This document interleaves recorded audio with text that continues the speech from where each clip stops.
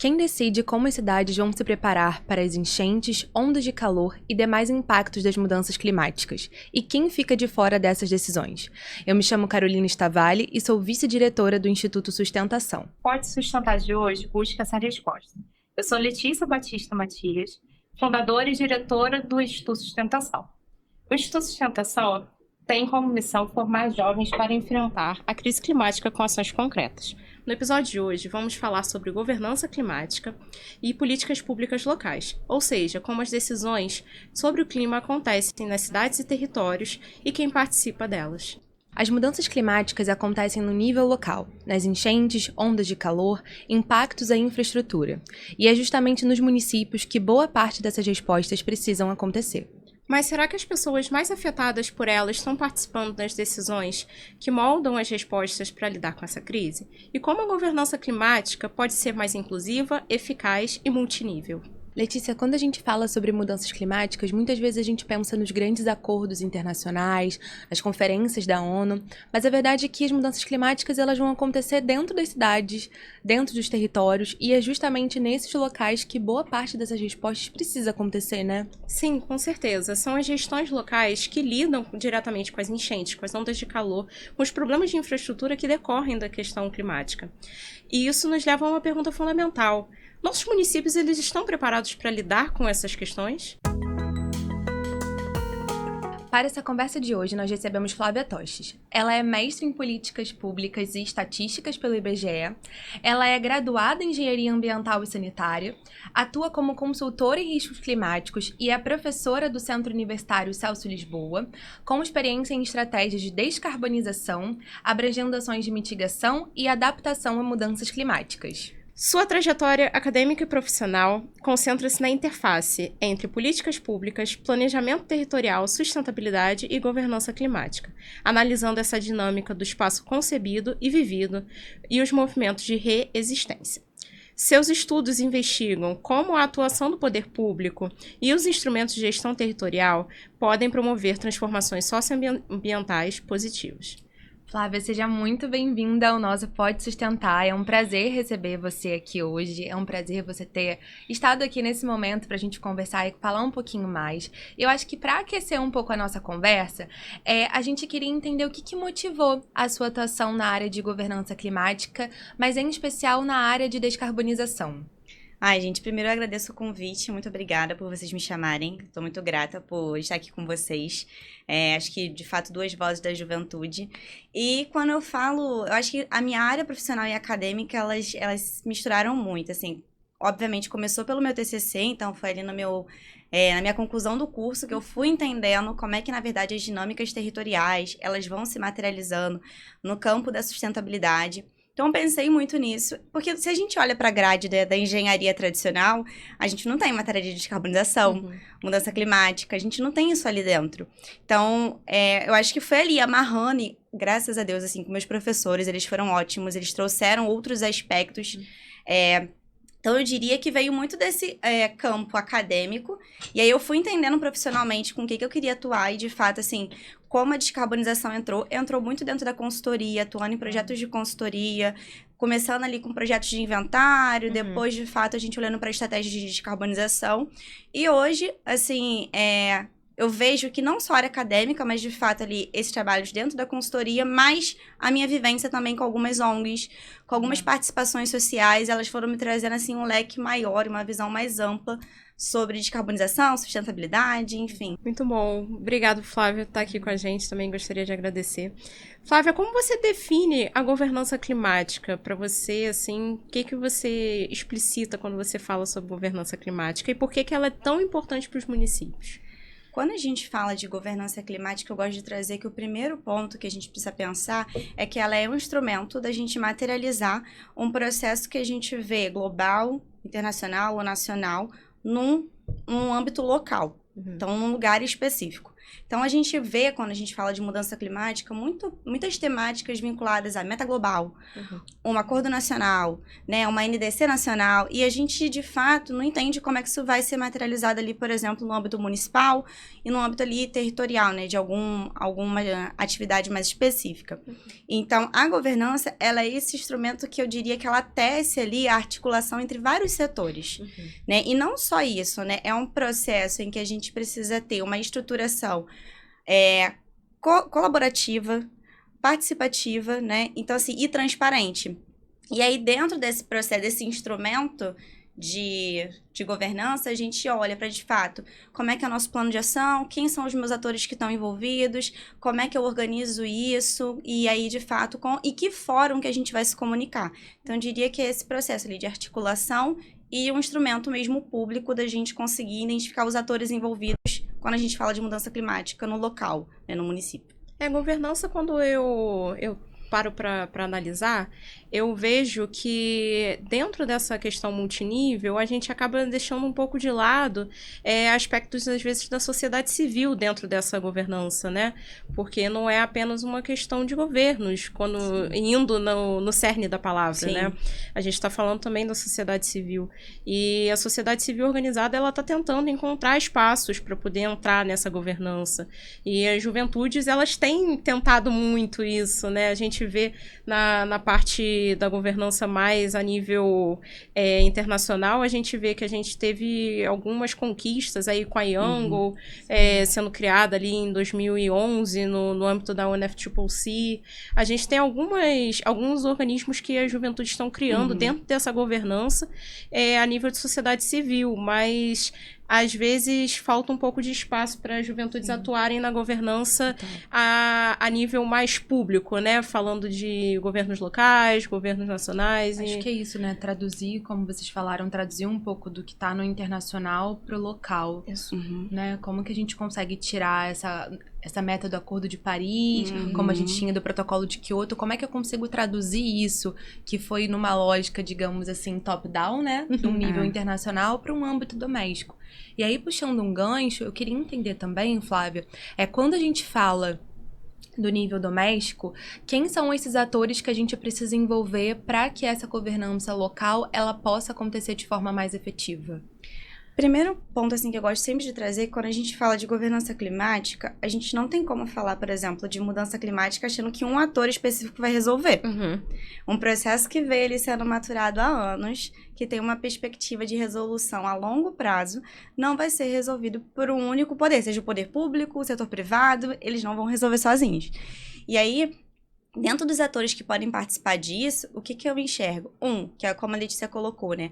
Um dos que a gente tem que, pela Constituição brasileira mesmo, pelo artigo lá 225, enfim, que a gente tem que poderia e deveria participar, a gente tem ali previsto a participação social. E aí, o que acontece? Eles são, muitas das vezes, os últimos a serem consultados ou nem participam do projeto, seja juventudes, comunidades tradicionais, povos quilombolas. Então, eu diria que, primeiro, a gente, de fato, trazer essa articulação com a participação social, porque quem vive aquele território são aquelas pessoas. Então, ela tem ali os seus saberes, ela tem os seus fazeres, elas têm ali as suas inter-relações, assim, os seus espaços de vivências. Isso precisa estar materializado em qualquer processo que a gente vê. Então, dentro da governança também precisa estar. E quando a gente fala dos outros atores que vão estar envolvidos, por exemplo, numa escala local, né, no município, enfim, num distrito, a gente precisa entender como está o setor privado atuando, então como é que estão essas instituições, porque muitas das vezes eles vão financiar algum processo. Eu preciso olhar para os meus setores, né, públicos, então uma secretaria, uma prefeitura, e aí eu gosto de trazer que quando a gente fala de mudança climática, né, e a gente fala de governança climática, eu não posso só olhar, por exemplo, para uma secretaria ambiental. Eu preciso olhar para planejamento urbano, eu preciso olhar para a defesa civil, eu tenho que ter ali um diálogo entre os próprios órgãos atuando. Então, eu diria que são esses 3 atores e, claro, aí a parte acadêmica, porque vem com pesquisa, com inovação, e aí, de fato, seriam ali esses atores atuando de forma conjunta. Tem que ser transversal, né? Exato. A pauta, ela não pode ficar localizada dentro de uma secretaria específica. Inclusive, só para trazer título de exemplo, hoje a Secretaria do Rio de Janeiro, na verdade, o município do Rio de Janeiro, ele tem o meio ambiente como uma pauta transversal. Isso. E aí, a Secretaria de Administração, ela tem uma agenda, por exemplo, de iluminação pública, de trocar toda a iluminação pública da cidade para uma iluminação pública com gasto energético menor. A gente tem projetos das próprias secretarias, que são as hortas comunitárias. Então, é isso. Tem que ser transversal, porque afeta todo mundo, né? Isso. Não, né? Nesse âmbito, tem um projeto muito interessante. Eu sempre falo muito sobre esse projeto, que eu acho que ele demonstra como a gente consegue, por meio da cooperação internacional, a gente fazer mudanças no nível local. O C40 Cities, ele fez no ano passado um investimento aqui no Rio de Janeiro para criar um solário. Um solário que a energia que é produzida nesse solário, ela é utilizada para poder abastecer os prédios públicos. Então, isso, além de reduzir o custo com a energia, isso também ajuda na descarbonização, né? Sim. Então, é muito interessante como a gente vê que essa governança também está dentro dessas cooperações internacionais e que se aplicam a nível local. Mas, Flávia, como que a gente pode fortalecer a articulação entre governos municipais e o setor privado para enfrentar os desafios das mudanças climáticas? Olha, essa é uma pergunta difícil, porque a gente tem hoje um monte de estratégia que já poderia lhe dizer que a gente tem um processo fortalecido. Mas, de fato, quando a gente vê a prática sempre é diferente do que a gente vê ali, às vezes, no âmbito legislativo, enfim. Mas eu diria que eu gosto de trazer 2 exemplos para a gente falar de esse fortalecimento. O primeiro, como a gente falou, ter espaços de diálogo. Hoje, se a gente para pensar em momentos que a gente tem articulação do setor privado, como, por exemplo, as secretarias, é muito vinculado, às vezes, a um licenciamento. Algum processo, assim, mais legislativo e tudo mais. E isso não é um fórum de debate, né? A gente tem ali até uma articulação quando tem uma consulta pública e tudo mais, mas não é um fórum onde que a gente, por exemplo, vai debater mudança climática, qual ação que eu vou tomar, porque o foco ali é, às vezes, a operação de um empreendimento, enfim. Mas, de fato, acho que a primeira coisa para fortalecer é ter outros fóruns, outras agendas para poder tratar o tema, né? E aí, a partir disso, a gente tem, né, alguns municípios que eles têm ali já uma articulação como um pacto territorial. Então, esse pacto territorial, ele seria o quê? É, de fato, um acordo entre as partes. Então, né, o município com o setor privado, as empresas que atuam ali, bem como a sociedade civil, as ONGs, a participação acadêmica, todo mundo ali participa da criação desse documento para a gente ter ali um fortalecimento e entender qual que vai ser a nossa pauta, o que a gente vai dialogar, em que fórum que a gente vai dialogar, o que a gente quer traçar ali de ação. Então, eu diria que esse é um caminho. Eu acho que os municípios eles poderiam olhar para criar essas relações de pacto territorial, para a partir disso a gente ter ali um fórum de fato para poder debater. Acho que é um primeiro passo que a gente daria, sabe? Mas uma coisa que a gente fica muito em dúvida, acho que principalmente porque o nosso ponto de vista não está necessariamente no campo da esfera privada, né? A esfera privada, ela tem se comprometido mais, né? O setor privado tem se comprometido mais. A gente viu que recentemente caiu por terra a necessidade de apresentação de metas, né? De descarbonização das empresas, das emissões. Então, a gente fica até um pouco desesperançoso, né? Porque a gente sabe também que um dos motivos para que essas empresas se comprometam é que isso venha de uma lógica, de fato, quase que legislativa, né? Onde haja uma necessidade, onde haja uma formalidade de que essas empresas apresentem esses seus compromissos e as suas emissões. Então, tá acontecendo ou tá pouco estruturado, porque a gente fica até um pouco desanimado, né? Quando você vê que uma decisão como essa caiu por terra. Olha, eu acho que se a gente para pensar assim, dentro da questão de mudança climática, é um assunto urgente, mas é um assunto recente. Materialização dela, assim, de toda forma, quando a gente fala, por exemplo, de todo o âmbito ambiental. Na verdade, é tudo muito recente, assim. A gente tem legislação ambiental que começa lá em 88, assim. 88 tá longe? Tá, mas assim, tá recente. Sim. Mas isso porque a gente tá falando de licenciamento, né? Esse exemplo que eu dei.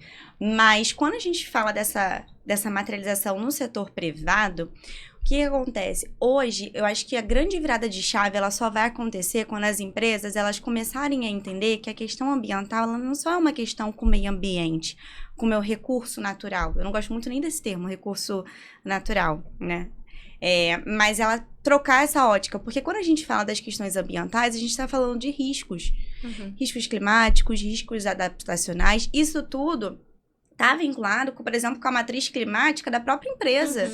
Então, isso está vinculado com vários fatores internos dela. Se a gente tem um problema, por exemplo, de adaptação, igual vocês comentaram no início do podcast, com uma enchente, uma onda de calor, isso vai afetar a operação dela. Então, ela precisa, eu acho que a virada que a gente precisa ter agora, né? A gente tem já empresas falando de inventário, a gente tem isso já mais materializado, a gente tem essa ótica da questão de como a gente tem as metas, assim, aquela ali da CVM, que aconteceu com articulação com a IFRS, né, S1 e S2, foi ali um processo assustador, eu confesso. Eu acho que isso desanima, porque ali a gente ia linkar, né, as metas com financiarização, então, assim, e trabalhar a transparência, que eu acho que é o principal, quando a gente fala da questão ambiental e de mudança climática. Mas, ao meu ver, a gente vem construindo isso. Trabalhando na consultoria, o que a gente espera, né, é que, de fato, quando a gente desenha um projeto para o cliente, ele, de fato, entenda isso no âmbito mais holístico do que, de fato, ele só de cumprir um processo ou um procedimento ou estar dentro de um parâmetro. Mas a grande questão é essa virada de chave que eu acho que algumas empresas já têm. Por exemplo, quando a gente tem ali o caso da Renner, né, se a gente pensa numa empresa privada, a Renner, ela já tinha anunciado os seus relatórios ambientais, seguindo ali a IFRS, a CVM, errei a sigla. E aí, teve essa questão, mas ela vai continuar.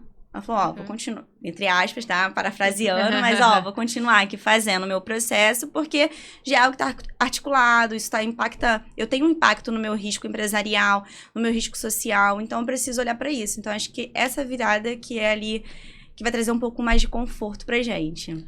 Mas sabe uma coisa que eu percebo também? Que essa não é uma dificuldade somente do setor privado, isso também transcende para a sociedade civil. Porque quando a gente fala de mudanças climáticas, vem à mente somente os desastres naturais. Mas, na verdade, a gente está falando de um processo que vai impactar a economia, que vai impactar todo um fluxo de vida daquela cidade, daquela região e daquela empresa, né? Porque a comida vai ficar mais cara. Né? A matéria-prima, por exemplo, para uma loja vai ficar mais alta. A comida fica muito mais cara, porque a gente teve o exemplo do Rio Grande do Sul, das enchentes do Rio Grande do Sul. Rio Grande do Sul é um dos principais produtores de arroz do Brasil. O preço automaticamente aumenta. Aqui no Rio de Janeiro, quem fornece boa parte das hortaliças pra gente é a região serrana. Então, quando a gente tem algum tipo de deslizamento, de enchente na região de Petrópolis, Areal, isso impacta no preço. Então, acho que essa correlação ela é difícil para o setor privado e para a sociedade civil, né? Não, com certeza. A gente tem que entender que a segurança alimentar ela está relacionada à questão climática e para as próprias empresas a questão das perdas e danos ela gera muitos custos, né? Então, eu acho que quando as empresas e a própria sociedade elas passam a entender isso, essa correlação na questão econômica e acabando decorrendo na questão social, eu acho que a partir dessa virada de chave que a gente consegue ter algumas mudanças na atuação, né, das empresas e da própria sociedade civil como um todo. Qual é o papel das políticas públicas locais no enfrentamento da crise climática? Quando a gente fala de política pública, de fato, ela é um instrumento para a gente materializar vários tipos de ação. Eu acho que o grande pulo do gato, quando a gente fala de política pública para ela materializar qualquer processo de mudança climática, de fato, eu acho que não tem como fugir disso, é a articulação. Não adianta eu pegar e construir uma política pública dentro de uma secretaria onde eu não estou olhando para o meu entorno. Então, para ela ser efetiva, para ela ser eficaz, para ela ser coerente com a realidade daquele local, ainda mais se a gente está falando em âmbito municipal, eu só consigo traduzir isso se, primeiro, eu tenho a minha sociedade civil participando, porque se ela não se sente incluída desse processo, para que vai fazer sentido aquela política que eu estou criando? Então, ela perde ali o viés dela de ser uma política pública. Então, é a sociedade civil participando, a gente trazer ali os fóruns acadêmicos para articular ali dentro, olhar também para o setor privado, como é que o setor privado que está atuando ali, ele consegue trabalhar ali com benefícios com aquela população, porque um empreendimento instalado, ele vai trazer, de certa forma, um ônus. Então, qual o bônus ou, enfim, que tipo de medida aquele negócio ele pode trazer de mitigação para aquela área, que, consequentemente, isso case ali com o meu processo de articulação com as secretarias, enfim, até mesmo de metas que eu tenho ali interna. Então, acho que esse é o primeiro ponto. E aí, para a gente ter uma política pública bem construída, esse processo ele precisa ser participativo e, para além disso, ela precisa, de fato, ela estar atrelada com a realidade municipal. Porque a gente tem muitas políticas públicas que são construídas e quando a gente vê, a população nem sabe que aquilo existe. E aí é usado, às vezes, num discurso, a gente está num ano eleitoral, né? Num discurso político, numa coisa mais atrelada fora, externo, gerando uma externalidade para aquela população do que, de fato, ela internalizando aquilo. Então, acho que para fortalecer qualquer ação, de fato, ter tecer, assim, sabe, essa rede. A Sara Hinz, que inclusive participou do nosso primeiro evento presencial, que a gente fez agora na Rio Nature, e a Sara falou uma coisa na apresentação dela que eu achei muito legal. Eu não posso chegar para uma população que precisa de uma geladeira e dar para ela um ar-condicionado. Sim. Né? Essa lógica impositiva, ela acontece muito em diversos níveis de políticas públicas, Sim. principalmente, ao meu ver, dentro da política municipal e quando se fala de meio ambiente. E tem aquilo do que pega, né?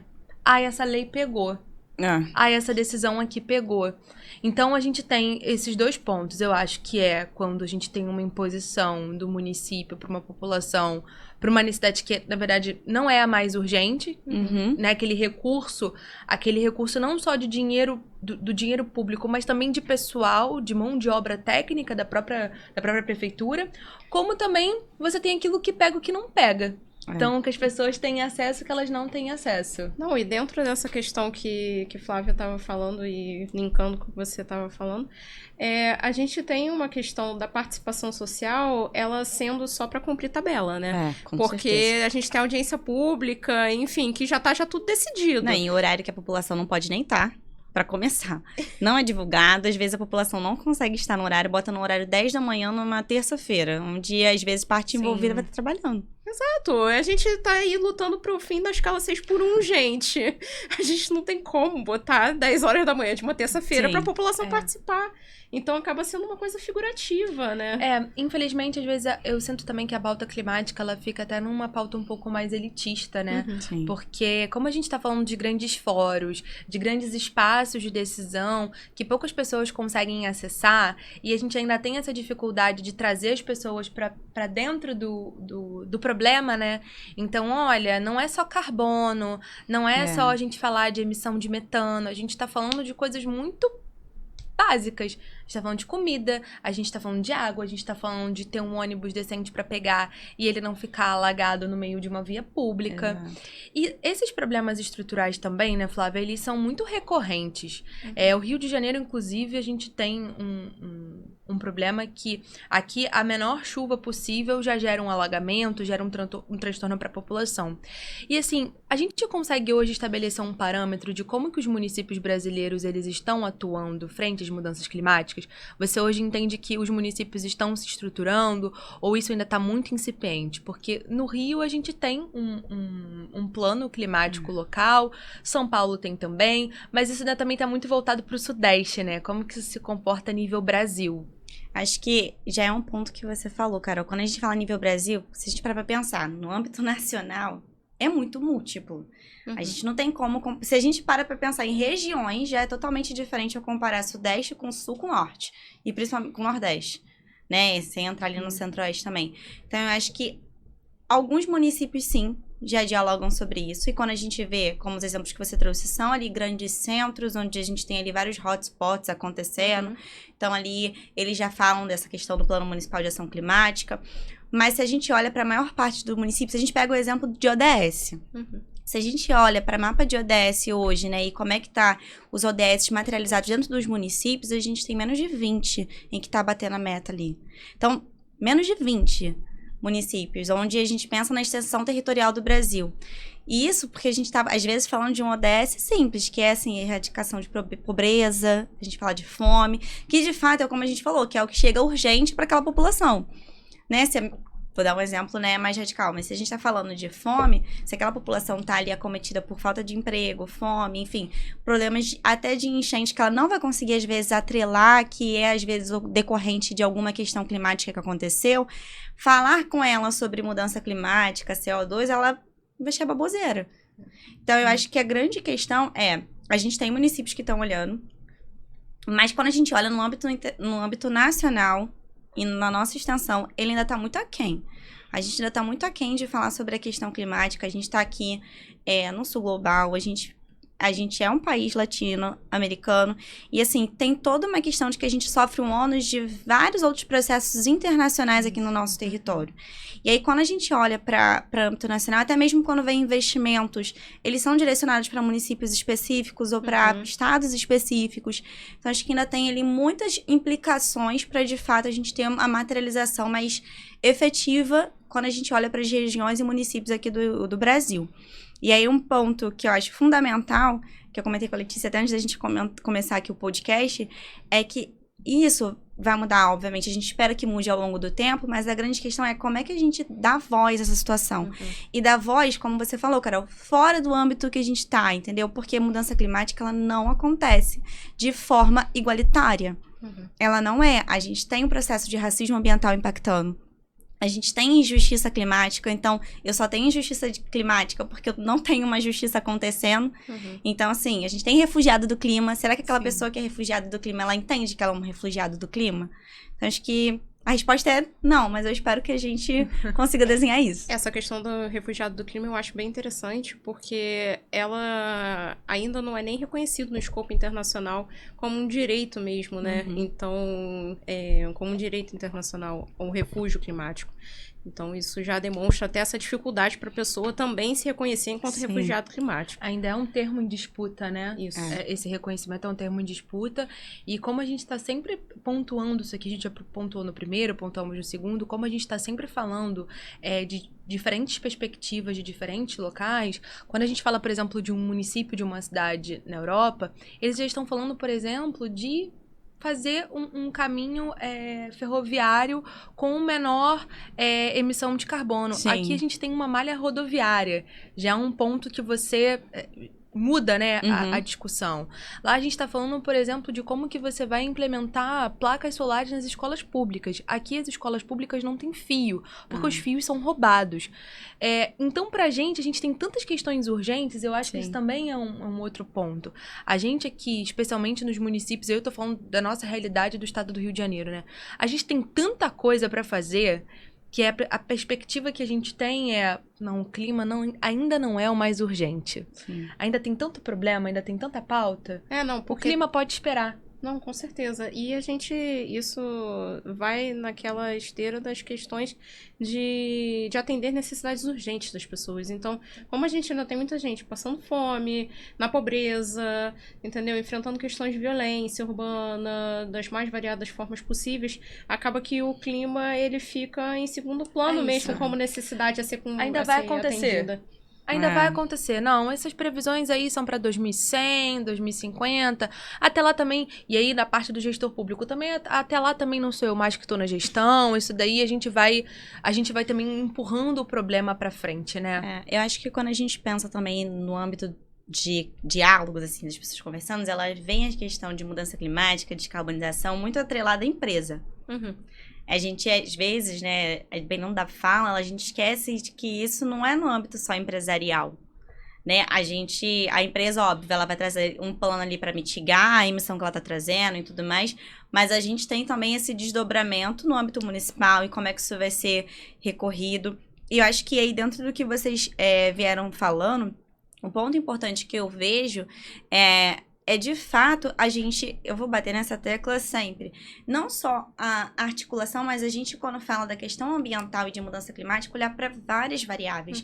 Às vezes a gente vê alguns trabalhos, ou até alguns planos, né, de ação municipal que a gente tem climática.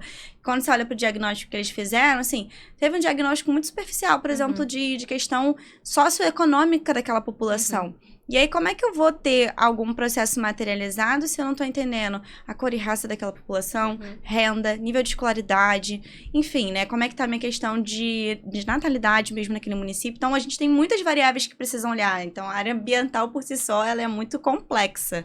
E para materializar também é mais difícil ainda por conta dessa complexidade e dos vários outros problemas e enfrentamentos que a sociedade tem para falar antes de mudança climática.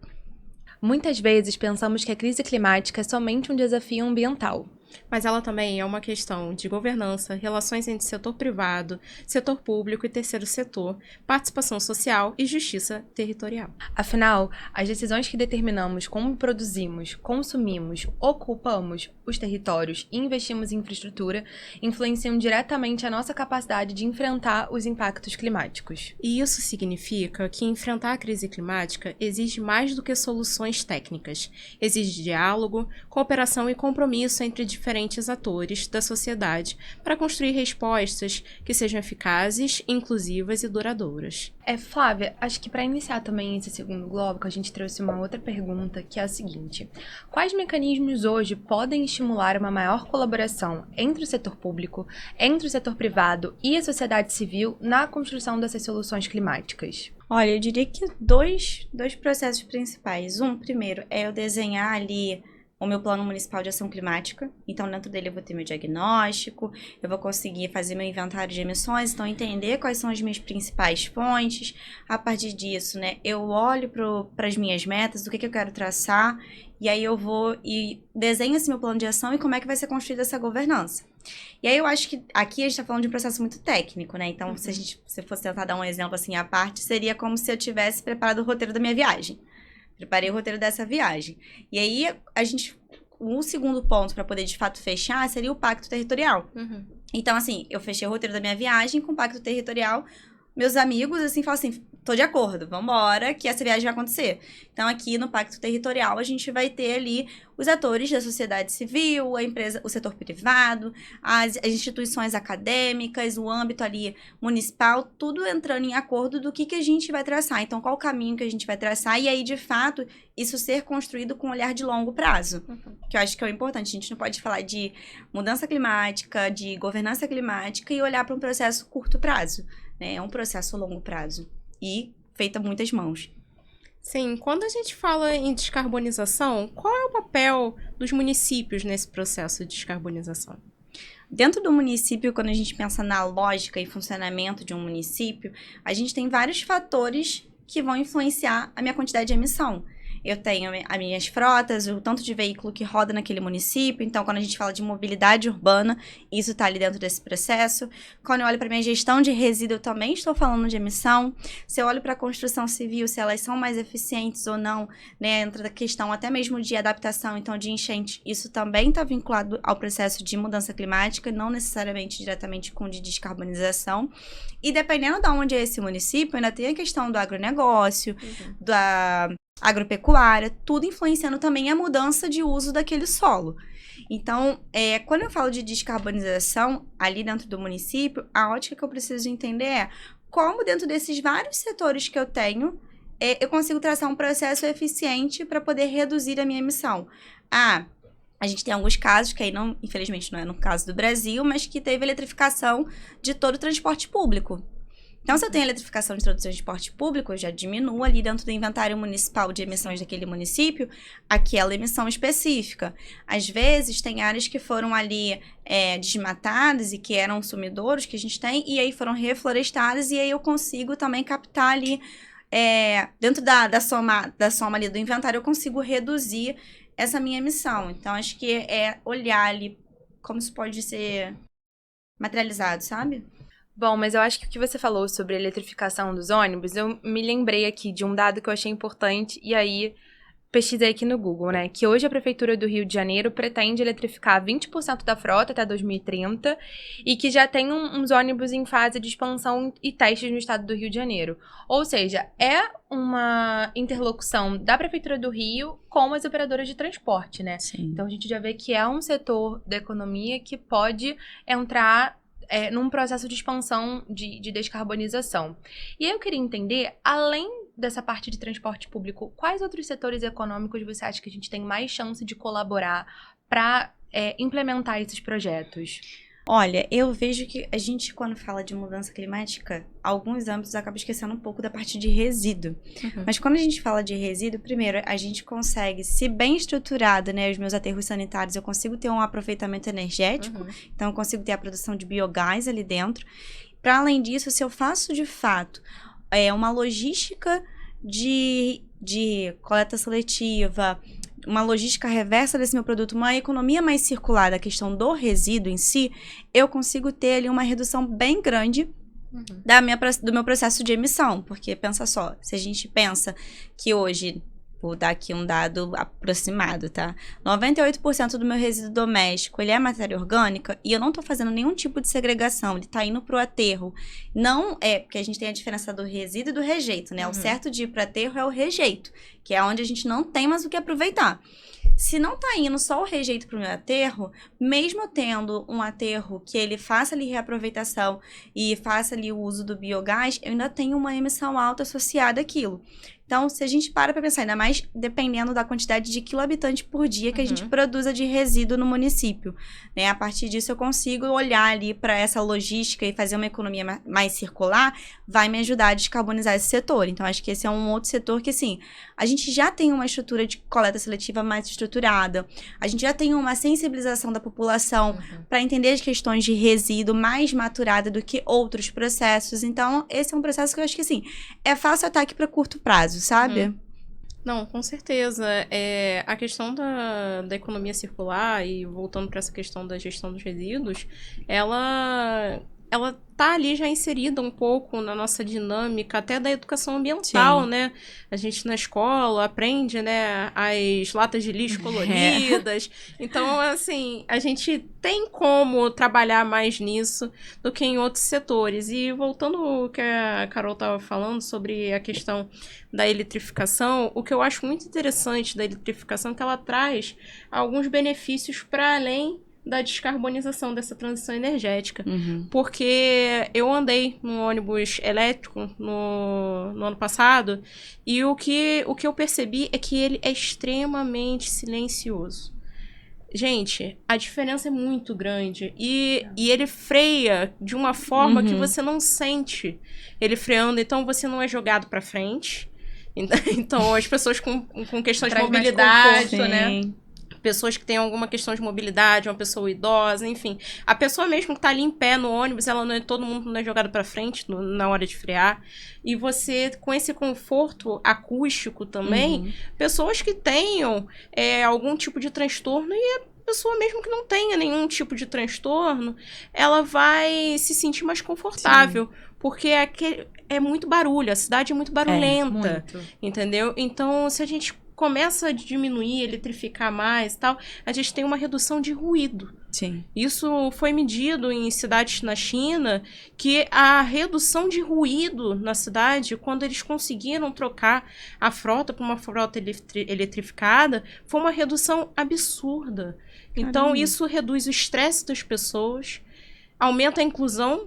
Então, é muito, muito interessante como é que a gente tem outros fatores que acabam indo que nessa... são associados, né? Isso, que vão Qualidade de vida, né, que vai trazendo. Exato, é qualidade de vida. Só que aí a gente tem que pensar em um outro aspecto, que às vezes me preocupa um pouco. A eletrificação, ela é muito importante? Concordo. Eu sou super a favor, super apoio. A única coisa que a gente tem que entender só é que, tudo bem, a gente está fazendo essa virada de chave para energias renováveis, a gente está tendo um excedente energético agora, né? O governo anunciou que a gente teve um excedente energético. Então, a gente está começando a se preparar até para poder aguentar a quantidade de energia que a gente vai precisar produzir, né? Então, a gente também tem que evitar, assim, a gente tem que tomar cuidado com essa eletrificação também, para ver se a gente vai conseguir produzir energia suficiente para essa transição na mobilidade urbana. Quando a gente olha até alguns projetos mais disruptivos, assim, no âmbito do setor privado, um ponto que entra é isso, assim, a gente faz uma consulta para entender quais previsões de empreendimentos, instalações que estão associadas ali à utilização elétrica. Então, faz uma análise disso. E, por exemplo, o que às vezes você vê é que daqui a 20 anos tem um data center previsto para uma área próxima de um local que você queria eletrificar. E aí, às vezes, a demanda que você vai precisar não vai ser suprida. Então, você já tem que começar a pensar alternativas. Então, assim, de fato, hoje são tantos fatores que eles estão ali dialogando e trabalhando de forma transversal, que até mesmo quando a gente vai mapear uma solução mais disruptiva de eficiência energética dentro do setor privado, também já precisa olhar para esses casos. E de que forma a descontinuidade política você acredita que afeta os projetos e programas climáticos? Total. Gente, total, porque se a gente pensa em mudança de governo, e principalmente, né, hoje em dia a gente olha globalmente, não vou nem dizer só no âmbito nacional, mas a gente vê uma polarização extrema. Uhum. Então, se eu tenho uma mudança de um governo para outro, que é olhar ali de 4 em 4 anos, né, olhando aqui no caso do Brasil, a gente pode ter descontinuidade de várias políticas que estavam acontecendo. Às vezes, não a descontinuidade, né, então assim, eu não descontinuei, mas eu não estou mais priorizando, eu não estou dando verba. E aí, se a gente pensa em mudança climática, em governança climática, que é um processo de longo prazo, se isso não é estruturado e passa de governo para governo, claro, né, com outro político entrando, com outro viés entrando, a gente vai ter adaptações ali. Ele vai querer, às vezes, dar ênfase numa coisa, noutra, tudo mais. Mas, assim, a gente tem que manter ali os acordos que a gente permaneceu. Por exemplo, a gente vê, por exemplo, um país ou um político tomando decisão de sair de um acordo, por exemplo, o Acordo de Paris, isso dá um choque internacionalmente e nacionalmente. Então, assim, essa descontinuidade, ela é muito prejudicial. E quem vai sofrer o ônus é a população e, principalmente, a população vulnerável. Então, de fato, é um processo totalmente relevante a gente analisar. E é isso, né? Você não finaliza com aquela política pública, mas você não direciona verba para ela. Pois é. Então, de fato, ela não vai ser possível ser executada, né? Porque se ela não tem verba, se ela não tem técnico suficiente para que aquela política pública seja executada, na prática ela não existe, ela morreu. E é muito complicado quando a gente fala sobre isso, porque a gente também está num momento de, além de polarização política, de grande descrença. Sim. Então, existe uma grande propaganda anticlima, né? Uhum. Então, olha, mudanças climáticas não existem, isso é um processo natural da Terra. A gente já teve um processo de resfriamento do planeta, aquecimento, então a gente está passando por um processo geológico natural. Não, como a própria fala do Trump, como é que tem aquecimento global? Olha esse inverno aqui em Nova York, o pior inverno de Nova York há não sei quantos anos. E aí você fica pensando, gente, essa pessoa é um líder político de uma das maiores nações do mundo, economicamente. Ainda não foi passada pela China, apesar de que em algum momento isso vai acontecer. Mas assim, é a maior economia do mundo, né? Então, por consequência, é o maior líder político do mundo. E esse cara tá numa televisão, ele tá formando opiniões, falando absurdos como esse.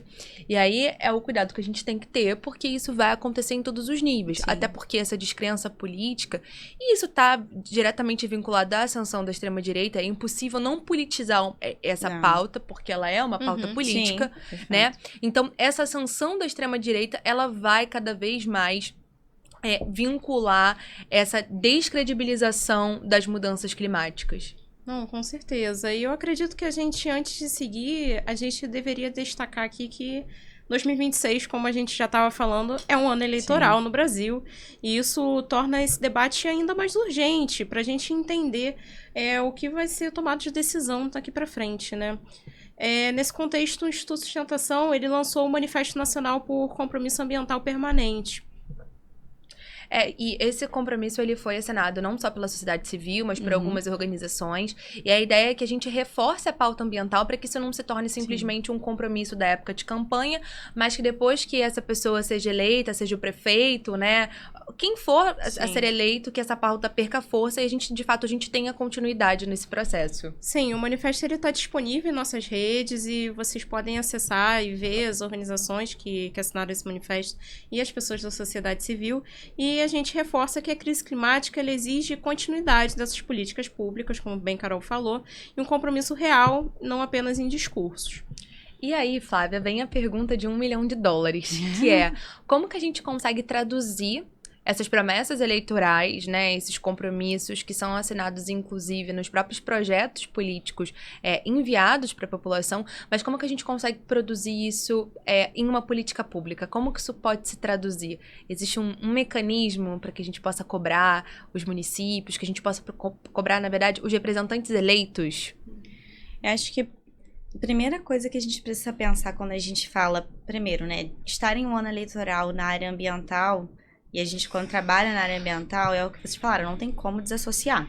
Então, já entra num ponto crucial. A gente brinca, em alguns lugares que eu tô, a gente brinca que, assim, tem empresas que travam tudo esperando para ver qual governo que vai vir. Se for um governo, e que claro, isso está posto, que é um governo de direita, às vezes a gente vê ali um afrouxamento de vários âmbitos, de acordos, como você trouxe ali o exemplo do Trump, enfim. não só às vezes despriorizações, mas até as falas e aí lançamentos de fake news acontecendo que impacta toda a nossa o discurso que a gente vem construindo há anos, né? E quando a gente entra e fala das promessas que são feitas, a gente fala de promessas que até intangíveis, né? A gente vê alguns políticos falando algumas coisas que são até quando a gente pensa assim para dado científico e olha e fala assim, olha, se você conseguir, parabéns, você vai resolver o problema do mundo, você pode ganhar o Nobel agora.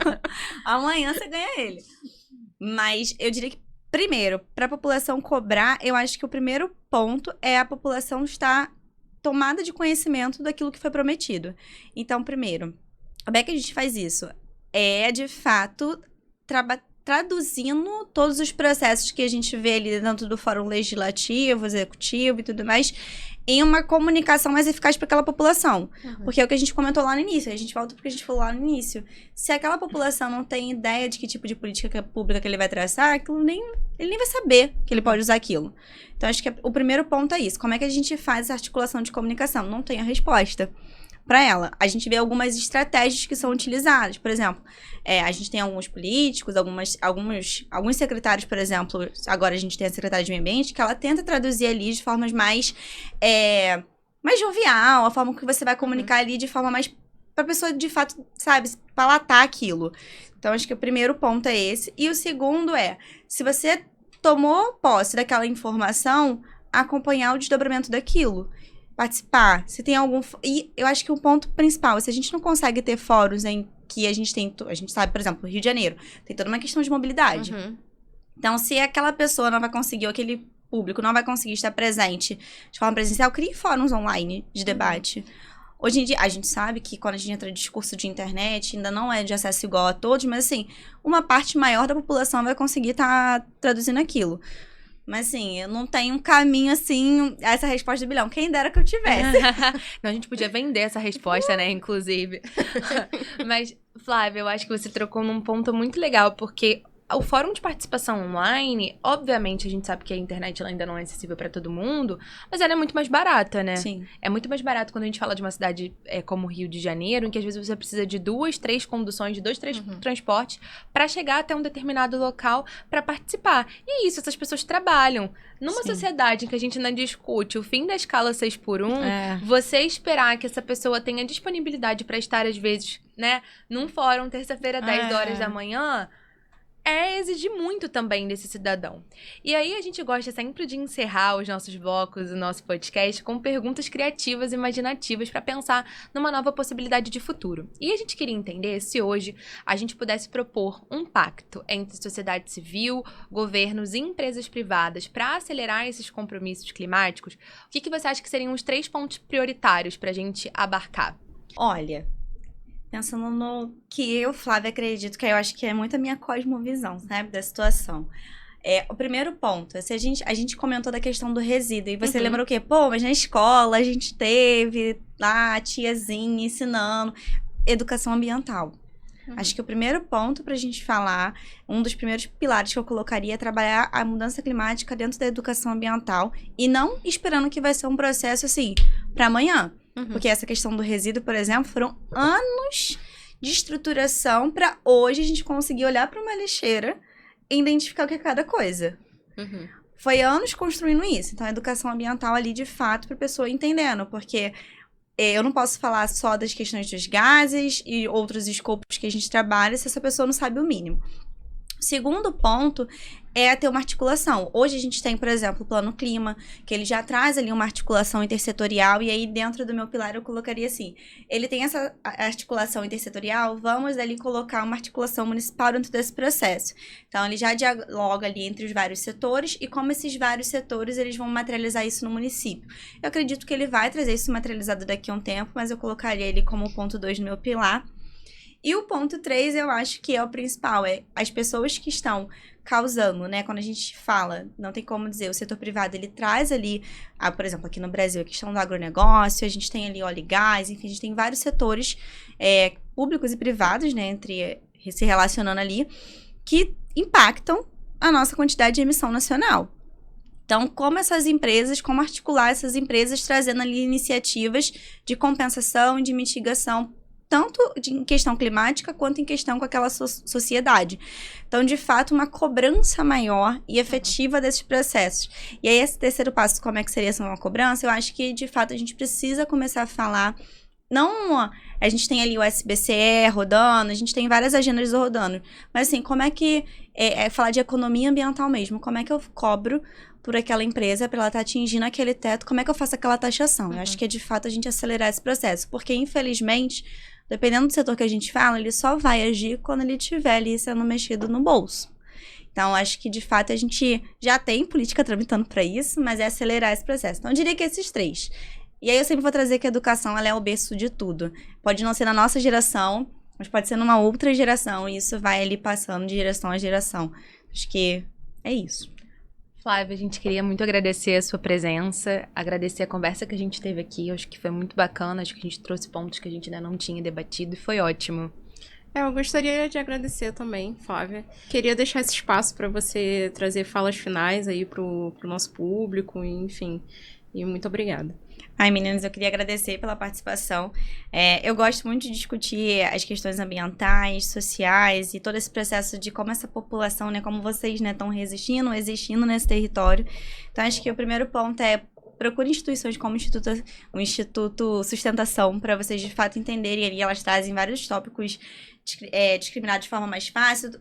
Busquem podcast, busquem filmes, assuntos, outras formas, né, de consumir essa questão climática, porque de fato é uma questão urgente que está passando agora por a gente, vai passar por outras gerações, né? Então, a gente não pode deixar de falar, a gente não pode deixar para trás, mesmo sabendo que a gente ainda tem muitas problemáticas aqui no Brasil e que, de fato, dentro do que a gente falou, agora a minha fala pessoal, que 2026 ele traga ali uma resolução política que a gente continue pautando a agenda climática de forma eficiente e eficaz. A gente vai ter problemas, vai ter desdobramentos, mas que, de fato, a gente consiga seguir falando da agenda e não que a gente seja ali reprimido e que tenha mais fake news sendo espalhada. E consumam menos fake news, gente. Por favor, chequem os dados do que vocês estão consumindo. Muito obrigada a você que ouviu o nosso episódio. No Instituto Sustentação, acreditamos que enfrentar a crise climática passa pelo fortalecimento de lideranças, da participação social e da democracia nos territórios. É preciso construir políticas públicas permanentes, inclusivas e capazes de transformar as realidades. E a governança climática significa garantir que os governos, empresas, organizações de sociedade civil e comunidades atuem juntos na construção das cidades mais resilientes, justas e participativas. Gostaríamos de agradecer ao Global Youth Mobilization, à União Europeia, pelo financiamento para a gente estar fazendo esse projeto. Siga o Instituto Sustentação nas redes sociais. Estamos em @InstiSustentação no Instagram e como Instituto Sustentação no LinkedIn. Também temos a nossa newsletter em instisustentação.substack.com. Até o próximo Pode Sustentar.